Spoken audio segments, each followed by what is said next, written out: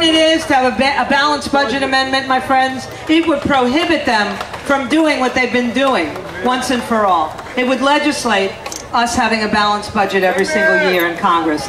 And Adam Hasner has been on the forefront of this fight, whether he's serving in the House or whether he's a private citizen. And for that, I just love this guy. Adam Hasner, hopefully the next senator, along with Marco Rubio. What a team would that be, right? Marco and Adam, what a happy camper. Of course, George Lemieux and Haradopoulos are about to kill me.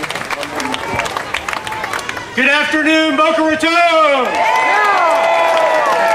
It is so great to be back home and to be surrounded by so many people that are ready to fight to take our country back in the right direction. Now, I understand why you're here today. And it's because you, just like I am, are increasingly frustrated with the direction that this administration is taking our country in. But we can do something about it. Unfortunately, some politicians in Washington just haven't gotten the message. And it's not just Democrats, it's Republicans also. We need to let them know enough is enough.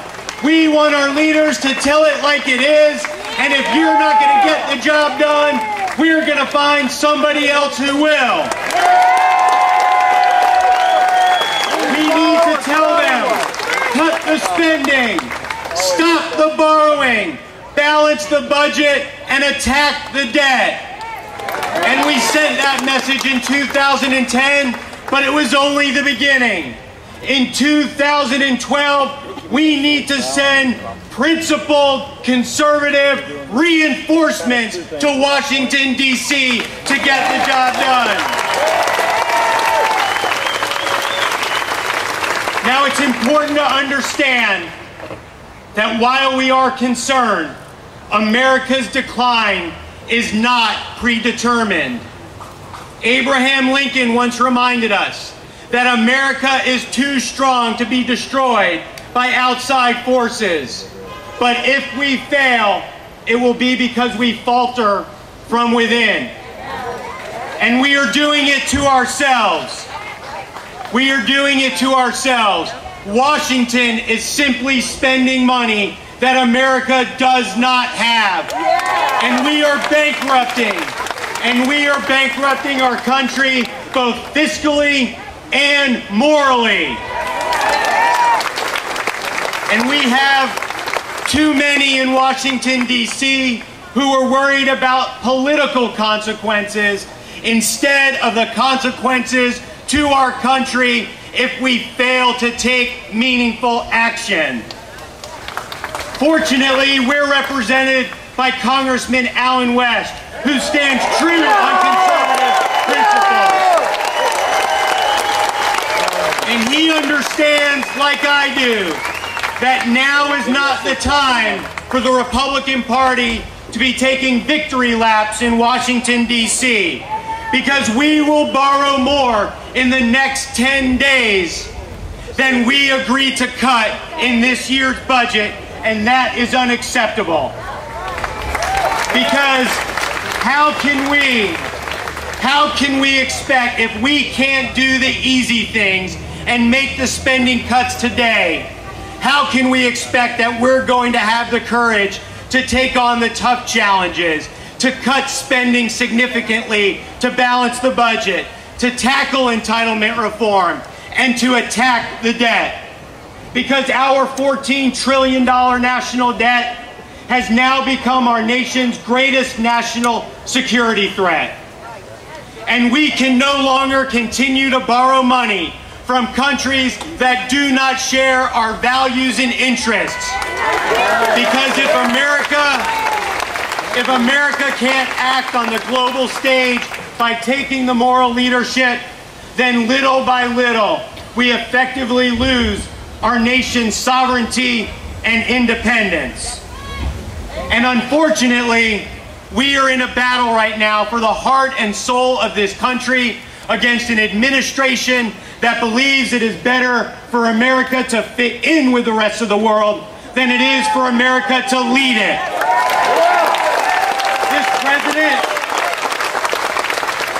This president continues to insist on a foreign policy that engages our enemies and distances America from our allies, and it is making America less safe, less trusted, and less respected around the world.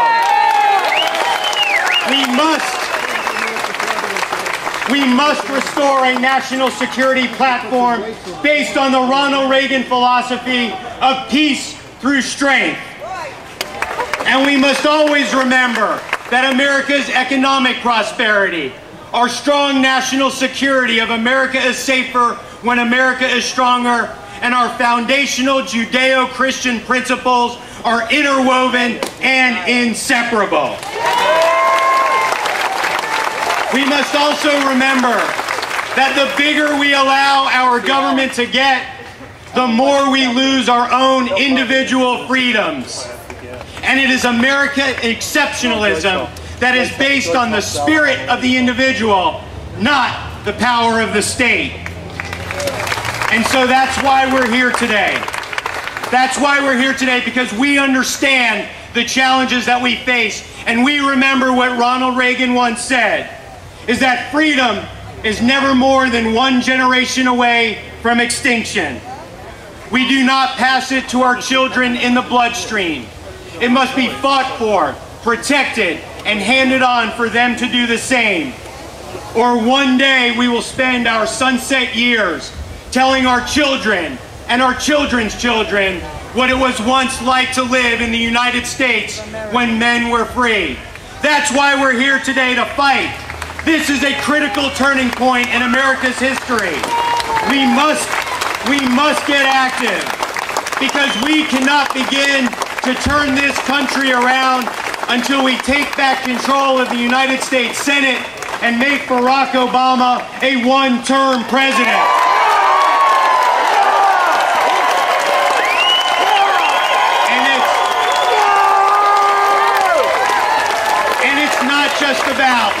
It's not just about electing Republicans. We need principled leaders who have the courage to say what needs to be said and do what needs to be done. Join us.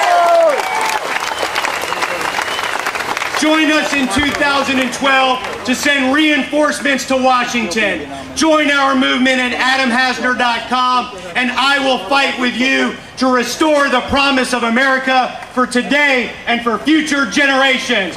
God bless Boca Raton. God bless the United States of America.